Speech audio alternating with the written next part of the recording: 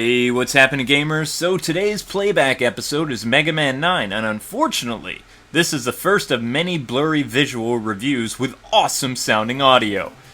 I just didn't have the money or the technology back then to capture Wii or GameCube or PS2 games. I'm sorry!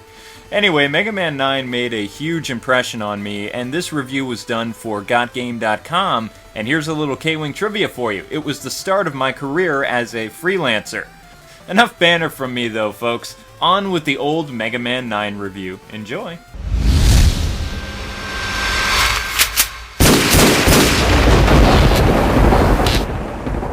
Welcome to Review 81, Mega Man 9 for the WiiWare, PlayStation Network, and Xbox 360. Alright, it's time that we jump into the story of this game, folks. Dr. Wily has always been nothing but trouble, but for several years, everything seemed peaceful. Then one day, robots started going wild all over the world. Could this be the handiwork of the evil Dr. Wily?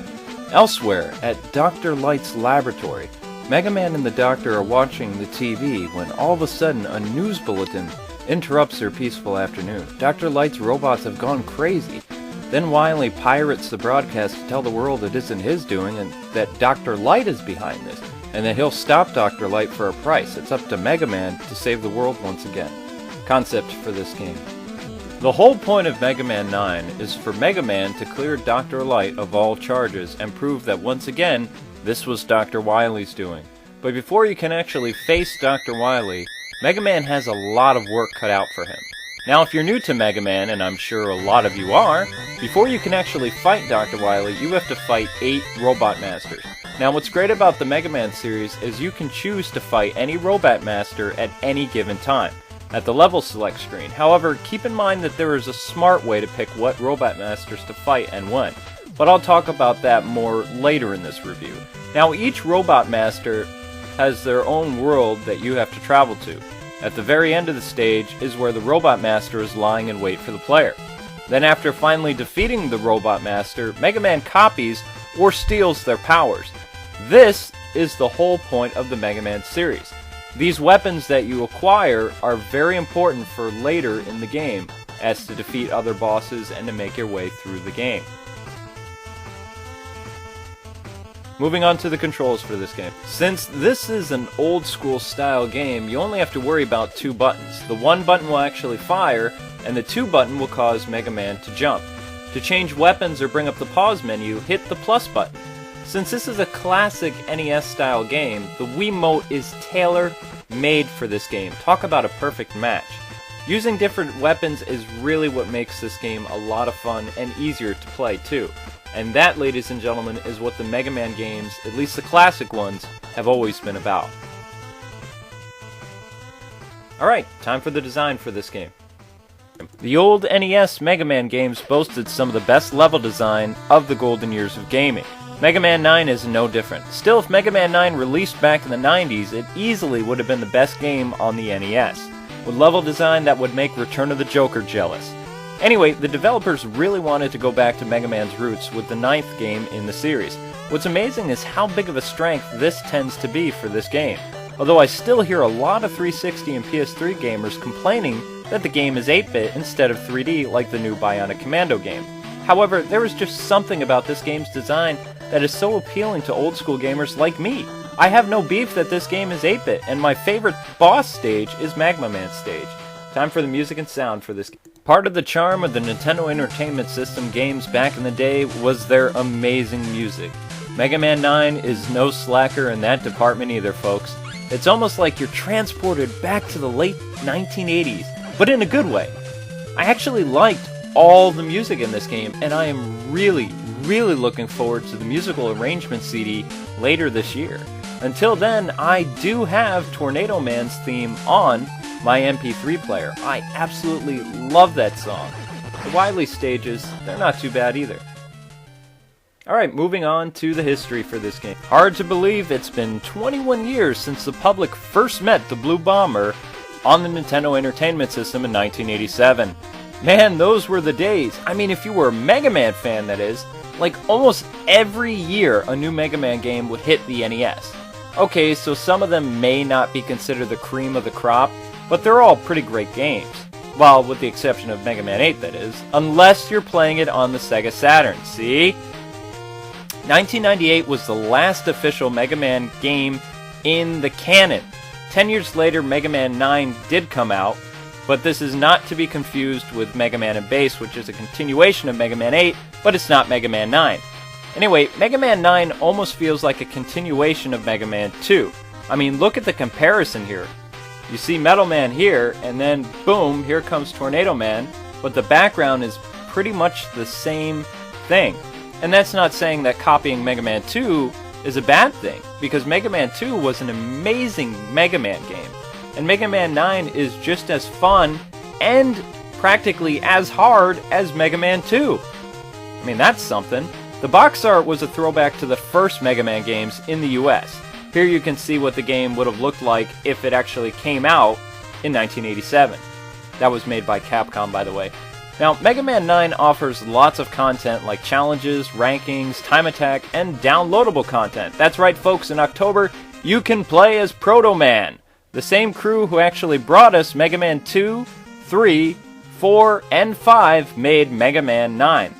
Originally, Capcom planned to release this as a WiiWare exclusive because the majority of the retro gamers download on the Wii Virtual Console.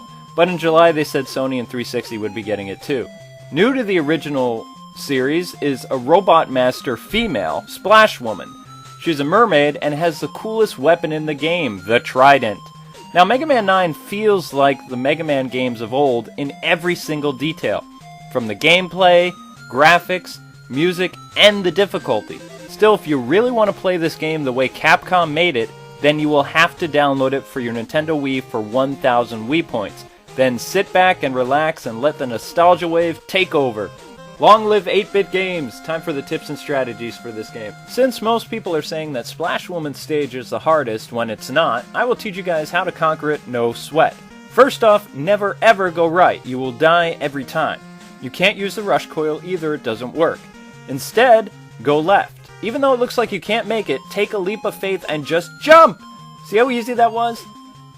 The best way to get energy tanks is to collect as many screws as possible. To do this, position Mega Man between the small wall at Galaxy Man stage and destroy wave after wave of UFOs. After 15 minutes, you should have 500 screws, no problem.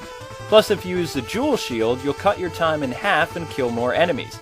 I don't recommend this trick if you're doing speedruns. However, for new players, it's a great way for you guys to stock up on screws and buy energy tanks. And trust me, you will need energy tanks. This game is very difficult. As for boss order, always fight Splash Woman first. You want the Trident. You need the Trident. Retire the pea shooter as soon as possible. Then, fight Concrete Man and use the Trident. Galaxy Man, you want to use the Cement Buster, or you can use your pea shooter. Jewel Man, use the Black Hole Gun on him, and Plug Man, you want to use Jewel Man's shield, or you can use your trusty pea shooter. Tornado Man, you want to use Plug Man's weapon. Magma Man, you want to use Tornado Man's weapon.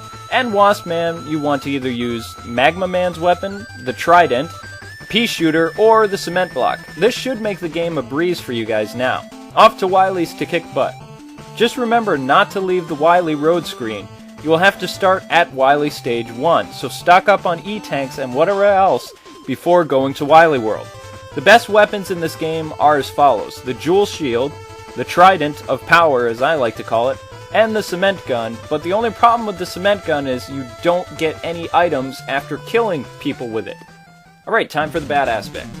For the most part, I didn't really have anything about this game that I really hated. I actually really enjoyed this game. But there's this one small stage that really got on my nerves after a while and killed me more often than it should have, and that is Jewel Man stage. Namely, this spot right here. You know the one I'm talking about, where you have to go across that little platform thing, and then you got spikes below and spikes above. Now, what I find funny is after getting past that, the developers have placed a wall of death spikes on the side, and you have to jump on that little platform to get past. It's like their way of really sticking it to you and laughing at you. Because, I mean, how many people actually died there? But keep in mind, too, this was way before that I actually had the Rush Jet. Now, what's great about Rush is it makes these stages seem like they're not hard at all. The only other complaint most old school gamers have is that Mega Man cannot Mega Slide, like from Mega Man 3, 4, 5, 6, 7, and 8. Also that he can't charge his Buster Cannon like Mega Man 4 through 8. However, since the developers were going with Mega Man 2 as a blueprint, of course, Mega Man cannot use that stuff, but Proto Man can. Moving on to the good aspect. I love that you had the ability to buy lots of items in this game, like from past Mega Man games. Now, I really don't remember which Mega Man game you could buy items in first, but I know that in Mega Man 9, it really helps out the player because you can buy energy tanks, you can buy extra lives, you can buy lots of items that have one use, and you can also buy an item that makes Mega Man lose his helmet. I also really like that Rush Jet was available in this game after beating 5 bosses. Still, maybe having Rush after 3 bosses instead of 5 would have been better. Oh well, I have no problems with this game, honestly. I've beaten it a few times already and I can't really put it down. I really like it. And here you can see Rush is in action. Alright, time for the conclusion for this game. Is this the best Mega Man game? Hard to say. I loved Mega Man 2 back in the day, and I enjoyed Mega Man 4 a lot. If Mega Man 9 came out 15 years ago, I would put it as my 3rd favorite Mega Man game. Still, regardless, Mega Man 9 is a lot of fun, it's challenging, has lots of content and more on the way, and wicked high replay value. Still, I suggest this game for the hardcore gamers only, since you will die a lot. That's just not the game's fault either, it's just hard. With that being said, you retro gamers will have a blast like I did. So I give Mega Man 9 a 9 out of 10 to the Blue Bomber. And I can't wait to play as Proto Man. Well, that does it for me, guys. God bless and happy gaming. Thank you so much for watching this review. This is K-Wing signing off.